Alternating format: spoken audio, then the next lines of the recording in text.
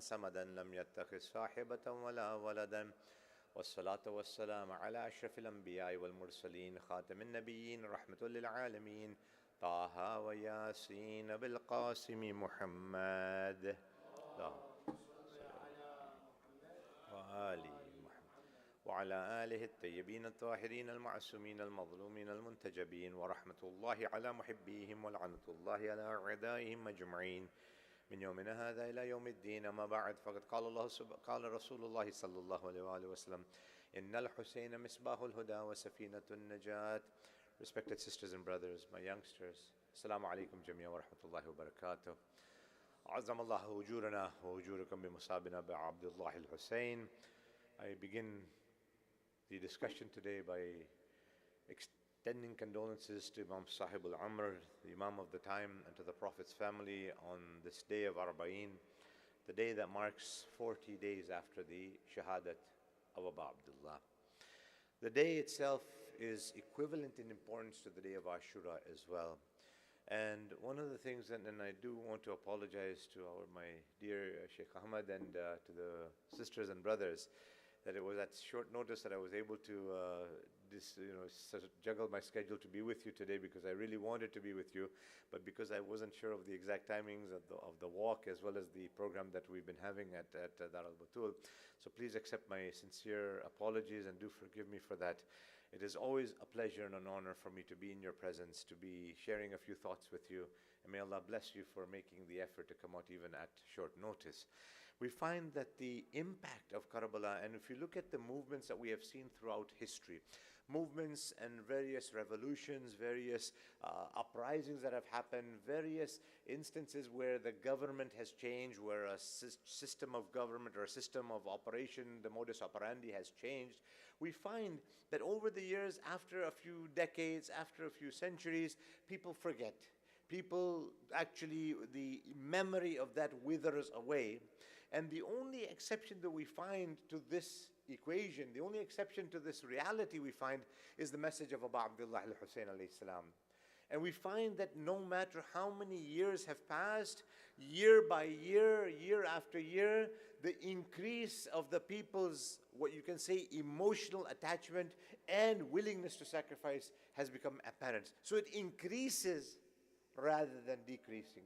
Other movements after years just wither away. And if you look at so many of the revolutions that have taken place over these last, for example, 500-600 years, you look at the French Revolution, you look at the American Revolution, you look at how the various empires have crumbled and fallen over the years. And Edward Gibbon, who was a philosopher, a thinker, a writer, a historian, as well as a member of parliament in Britain, he wrote a book called The Decline and Fall of the Roman Empire. And for those of you who are remembering or aware of your history, the Roman Empire was a very powerful entity in its day, similar to what people would have thought the British Empire was in its day. And today we see that all of those empires are to be read about in the history books, the books of history, but the remnants are not even, very scarcely available. And so we see, and we're not saying this is right or wrong, this is the reality of the world that we live in.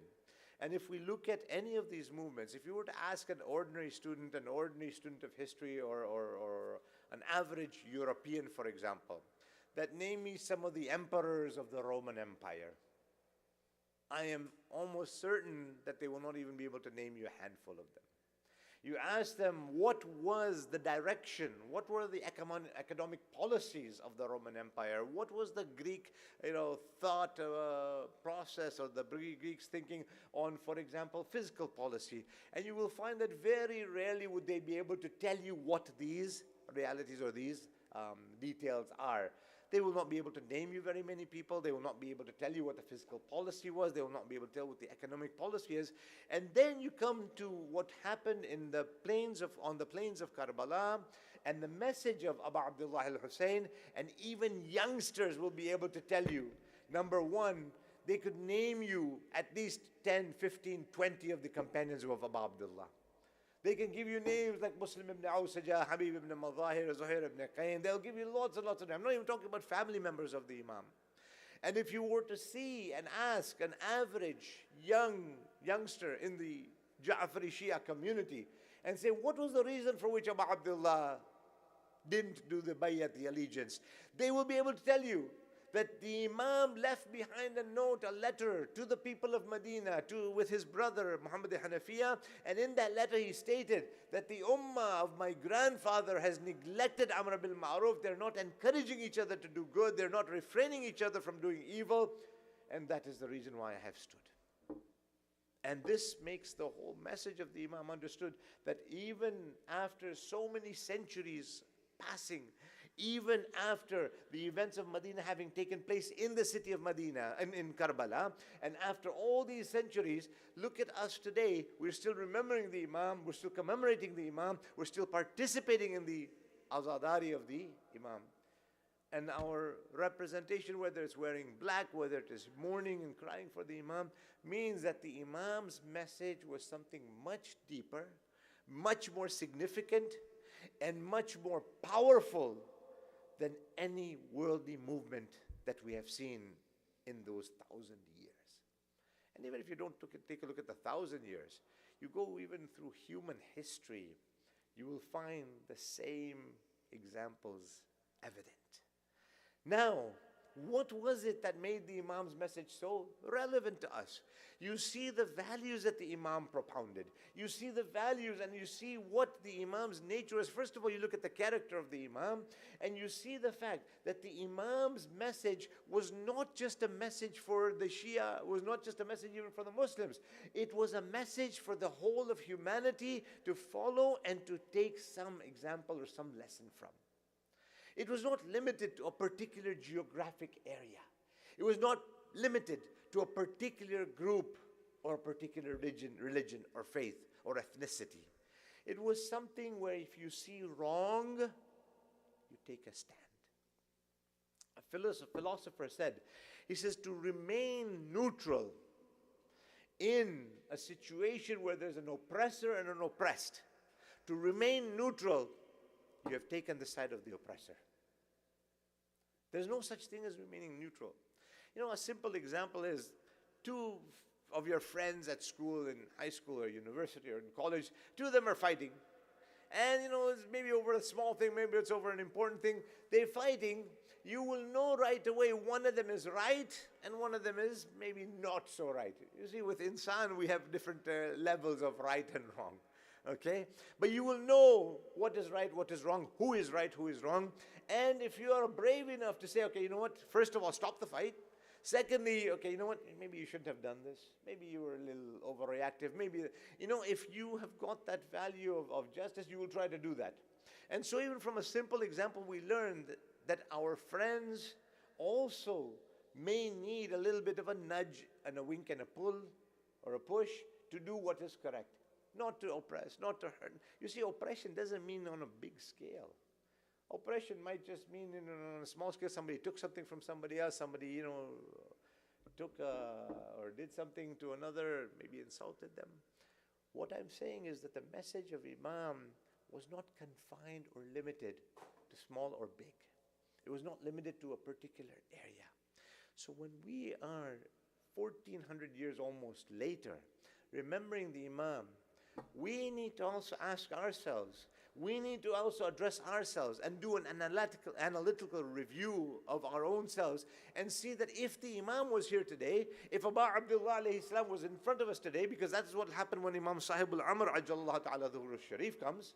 On salawat upon Muhammad and Ali Muhammad, please. Allahumma salli ala. The policy of the 12th Imam will be the same as the policy of the second, third, fourth Imam. There's no difference in the policies, right? So now we need to ask ourselves, if the Imam was here, what would his stand be? And whatever the stand the Imam takes, would I be willing to join that stand? My sisters and my brothers, and I'm also addressing my sisters, my respected sisters as well. MashaAllah. How did the message of the Imam reach us today? It was through the sabr, the patience, and the jihad, the struggle of Hazrat Zainab salamullahi alayha, Hazrat Kulthum salamullahi alayha. The young child of the Imam, Ruqayya bint al-Hussain, even her sabr, her jihad, her efforts were relevant to us understanding what the Imam was about. You see, the Imam took his whole family. Because one of the things that we learn from the Imam is when somebody is doing something right, When somebody is going for the sake of haqq, for the sake of justice, for the sake of Allah subhanahu wa ta'ala, then it's one thing to do something right for yourself. But it's another thing, a higher level, to make sure that your families, those who are near to you, those who are dear to you, they are also on board with the purpose you want to achieve. The Imam could have easily left the family behind in Medina and said, look, I have to go, there's going to be a lot of difficulties, there's going to be a lot of challenges. I'm leaving you guys behind, I'm going towards Iraq, and whatever happens, happens after that. The Imam could have taken the males with him, the men, strong guys with him, and said, okay, you know what, there might be a battle, we have to be ready for everything. But the Imam said, no. We are going for a purpose greater than just what you see apparent. The purpose is something much deeper, much more intricate than what a normal historian will see, look at, and write about. It is something that is for the sake of Allah and for the sake of justice. We need to make sure everybody is on board. The family members, the friends, the near ones, the dear ones, the close ones, the children. All of them need to understand that what we are standing for is the fact that we are serving Allah, and it is the haqq. That is why the Imam himself says, إِنَّ الْحَيَاةِ عَقِيدَةُ وَالْجِهَادِ. That surely life is nothing but faith, which means the true belief, believing in Allah and having the certainty in Allah subhanahu wa ta'ala, and then putting that faith into practice. Putting the faith into practice and serving Allah subhanahu wa ta'ala as Allah ta'ala wants to be, deserves to be worshipped. I mean, none of us can really reach how Allah subhanahu wa ta'ala deserves to be worshipped. Jazakallah khair, ya akhi. One salawat upon Muhammad and ala Muhammad, please.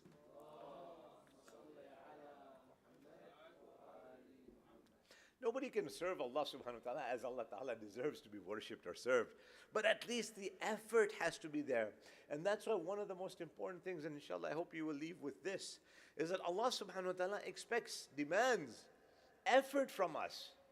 Some degree of certainty and effort from us, some ability to serve, and an opportunity to do something that is right.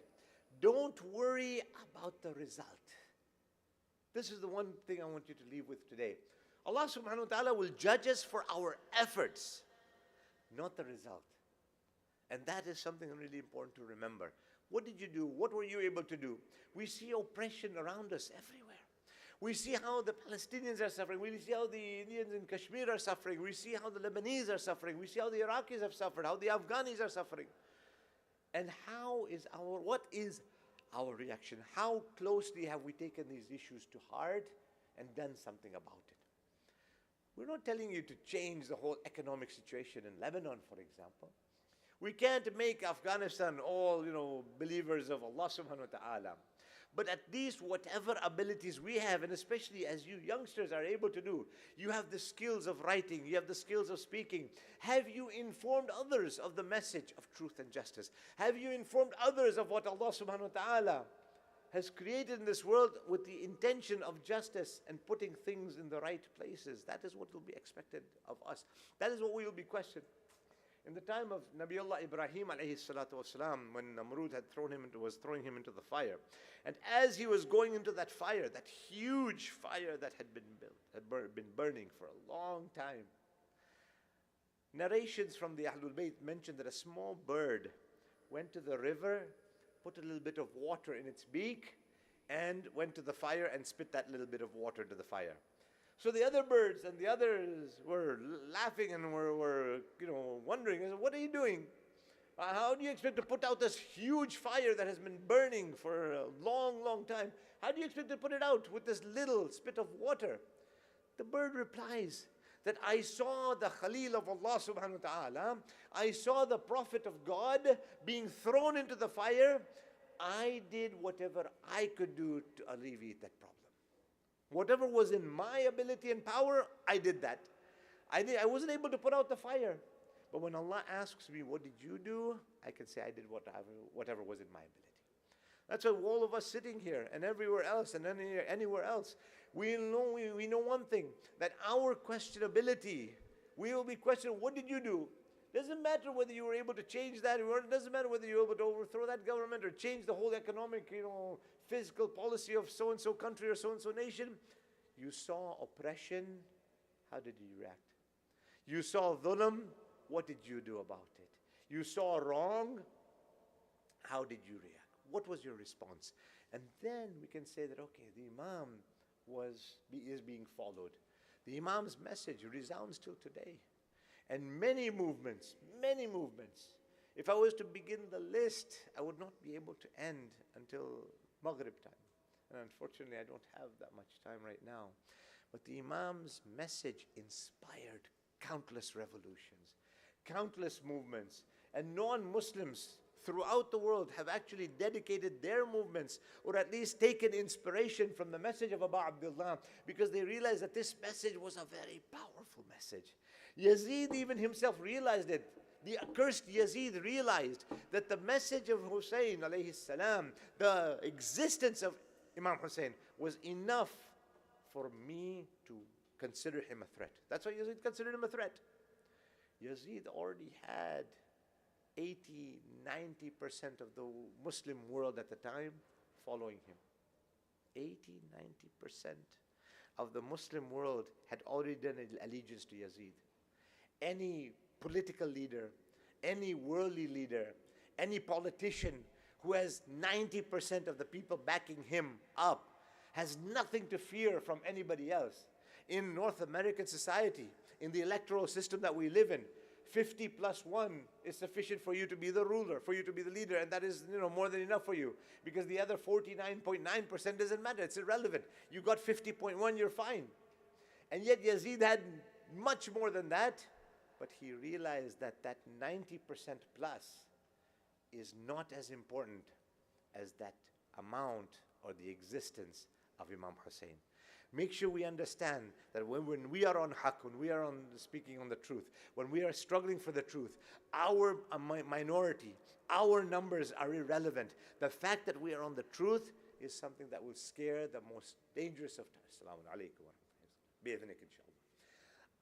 As long as we are on the truth, then we know that every tyrant will fear us, every power will fear us, because the power, the true power, is not these superpowers who have atomic weapons and who have got tanks and airplanes. That's not the definition of superpower in the eyes of Allah subhanahu wa ta'ala, because Allah ta'ala says, Inna Allah ala kulli shayin qadir. The true power is the power that rests with Allah subhanahu wa ta'ala, and those who serve Allah subhanahu wa ta'ala, they get that power from Allah subhanahu wa ta'ala. When Musa went to Fir'aun, did Allah give him an army? Did Allah give him superpowers? Did Allah give him weapons? When Ibrahim alayhi salam went to Namrud, did Allah Ta'ala give him an army that in case if he doesn't listen, you can knock him out like that? Think about it. When Hazrat Nuh, Prophet Noah, peace be upon him, alayhi salam, was going and telling and teaching his people, Allah Ta'ala didn't give him any of those supernatural powers. He was there with the haqq. Musa was there with the haqq. Ibrahim was there with the truth. And that truth was powerful enough to bring about the change that we see coming. But one has to be patient. It's not going to happen overnight. Just like when Imam Zamana Ajjallahu Ta'ala Dhuhurahu comes, Ajjallahu Ta'ala Dhuhurahu Sharif, it will not happen overnight that one day the Imam will come and then the next day everything will be fine and hunky-dory. No, it's not going to be like that. We are told, inshallah, the Imam will come on a Friday. I know a lot of youngsters, students, they have this mentality, they have this thought in their mind. In the ziyarah of the 12th Imam, we mentioned that هَذَا يَوْمُ الْجُمَّةِ وَهُوَ يَوْمُ الْمُتَوَقَّعُ فِيهِ ظُهُورَكَ. That, Ya Mawla, this is the day of Jummah, this is the day we expect you to return.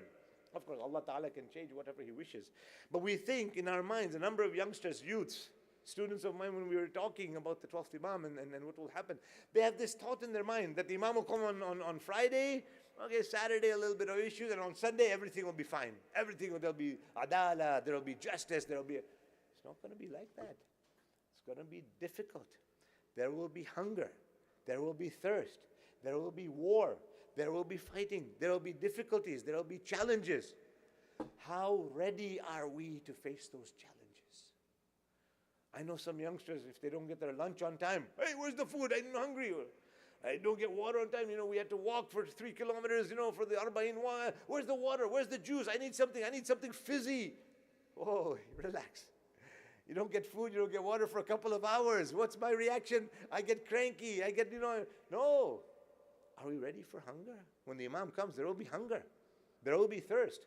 The same way there was hunger and thirst on the plains of Karbala. We say, فَيَا لَيْتَنِي كُنْتُ مَعَكُمْ فَأَفُوزَ مَعَكُمْ, that we wish we were with you, Mawla, in Karbala. We wish we were with you. We recite in Ziyarat Waritha, right? You mentioned this, all of you, on Thursday nights usually, or whenever you have your Ziyarat Waritha. We say we wish we were in Karbala. We wish we were on the plains of Karbala on the day of Ashura. But we have to ask ourselves, if we were there, would we have been on the right side? Would we have been able to tolerate the hunger, the thirst, the difficulties, the challenges, the pains that Abu Abdullah had? Or would we have said, no, I can't take this, I'm going to go on the other side? How many people were offered that by the army of Umar Asad, alayhi la'an? That come on our side, we'll give you this, we'll give you that, we'll give you money, we'll give you food, we'll give you water, we'll give you all these treats. You will have this and that and the other. Even Abu Fadl al-Abbas himself was offered that, look, leave Hussain, come here, we'll make sure that you are okay, your whole family is okay, nothing will happen to you. What was the reaction of Abu Fadl? You've read it in the history. He didn't even want to talk to Shimr ibn Zil-Joshin. But Imam Hussain told him, at the end of the day, he's your relative. Answer him, whatever you want to do, but at least answer him. He told him, he says, get out. I don't want to talk to you, because the Aqidah was there. The faith was there. Today, I need to ask myself, and each of us have to ask ourselves, if we were with the Imam, would we be able to tolerate it? When the Imam returns, when the 12th Imam returns, will we have the sabr, the strength and the ability to, inshallah, be with him, serve alongside him until our last breath? This is where the challenge is, and that is what has been the impact of not only Ashura, but Arbaeen as well, because Arbaeen is as important as the day of Ashura.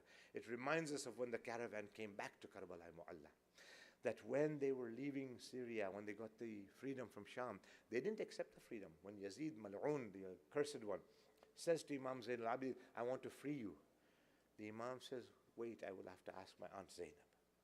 We don't know if we want freedom or not. We don't know if she will accept you to let us go.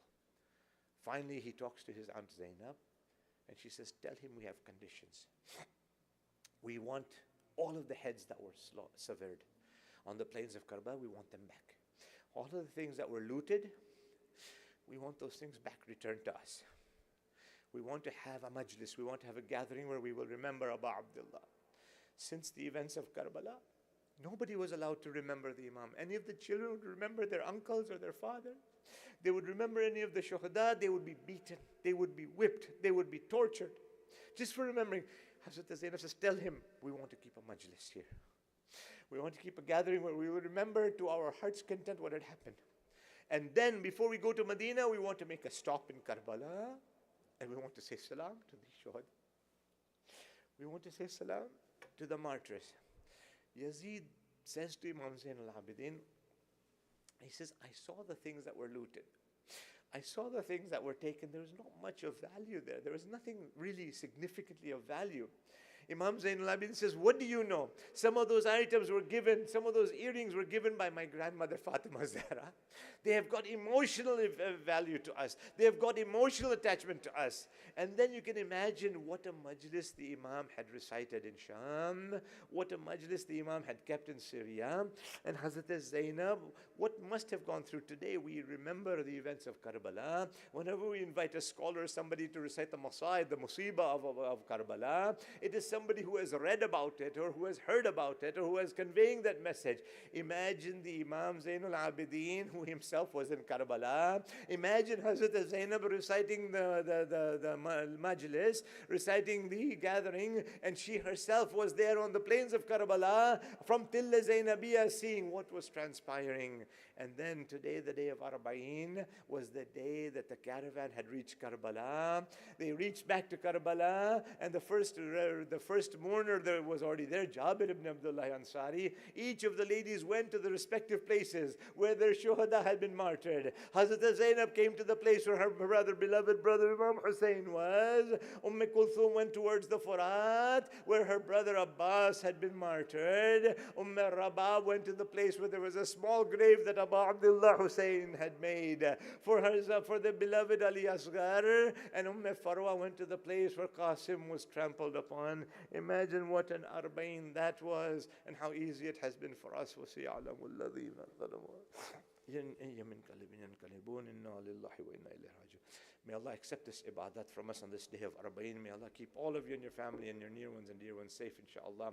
May Allah forgive our sins and our shortcomings and give us the ability to truly follow the message of Abu Abdullah and to be true companions of Imam Mahdi when he returns, inshaAllah. May Allah cure all those who are ill. May Allah, inshallah, hasten the downfall of the oppressors and grant the mustadafeen, the oppressed, a speedy victory in this world. Ya Allah, we ask you, we beg you to protect our ulama, our maraja, the mujtahideen, the waliya faqih who are serving while the imam is in occultation, to grant them a long and healthy life and safety from all the difficulties. Ya Allah, we ask you, for the sake of this Yawm al-Arbaeen, the day of Arbaeen, to return Imam Mahdi back to us. Make us amongst the ashab and the ansar of the imam, and let us see the era of reappearance. ربنا if I can